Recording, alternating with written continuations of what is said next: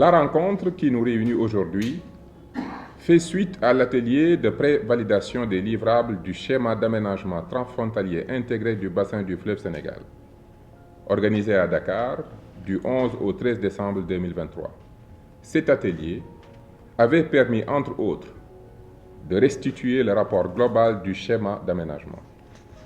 La réunion de ces trois jours devra permettre de consolider le SATI et son plan d'action et de préparer les documents à soumettre à la réunion de validation politique que j'aurai l'honneur de présider auprès de mes homologues ministres chargés de l'urbanisme, de l'aménagement du territoire et de la gestion des frontières des pays partageant le bassin du fleuve Sénégal, des autorités de l'UEMOA et des maires et acteurs du bassin du fleuve Sénégal. Excellences, distingués invités, Mesdames, Messieurs, l'espace transfrontalier du bassin du fleuve Sénégal présente des enjeux majeurs en termes de développement économique, de préservation de l'environnement et de la cohésion sociale. En effet, les défis auxquels nous sommes confrontés dépassent les frontières de nos pays et seule une approche concertée et collaborative pourra garantir le succès de nos actions. Ces défis communs sont liés à la paix, à la sécurité, à la gestion des ressources naturelles, aux échanges économiques, sociaux et culturels. Et il se trouve que ces enjeux sont aussi les socles de notre vision de souveraineté.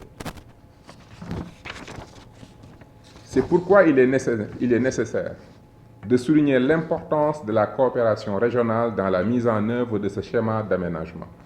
Le SATI est un outil essentiel pour renforcer la coopération entre les différents pays riverains du fleuve Sénégal. Sa mise en œuvre devrait donc permettre d'assurer une gestion durable de cet espace, de favoriser le développement harmonieux des territoires qui le composent. Pour assurer sa mise en œuvre, le SATI devra s'articuler parfaitement avec la politique d'aménagement du territoire au niveau sous-régional et au niveau de nos États respectifs.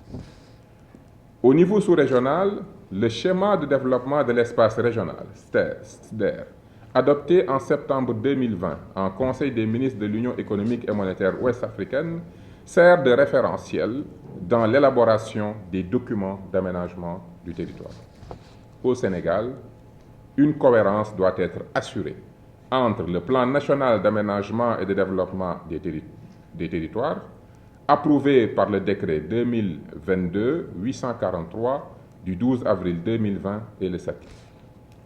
Le PNAD, qui vise à promouvoir le développement du Sénégal à partir de ces territoires par une bonne structuration de l'espace et une valorisation durable des ressources et potentialités, est en parfaite cohérence avec la vision de M. Bassirou Diomaye Diakhar Faye, président de la République, basée sur le renforcement de la cohérence, entre autres, l'opérationnalisation de la planification territoriale, la mise en place d'une organisation territoriale cohérente et fonctionnelle et des pôles de développement viables et compétitifs.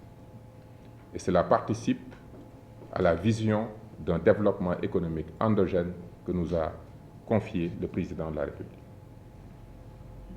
La mise en œuvre du SATI et de son plan d'action après leur validation est un enjeu majeur qui permettra de renforcer la libre circulation des personnes, des biens, l'accès aux fonciers, aux ressources naturelles et aux services sociaux de base.